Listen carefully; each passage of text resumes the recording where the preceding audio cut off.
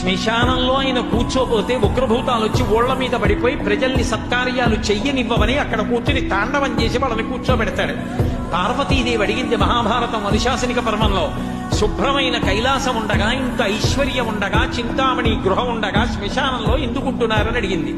అడిగితే ఆయన చెప్పాడు, పార్వతి బతికున్న నాళ్ళు అన్ని చోట్లకి వెడతారు, ఏమీ తోచట్లేదు, శ్మశానానికి వెళ్ళొద్దామని ఎవరు రారు పార్వతి.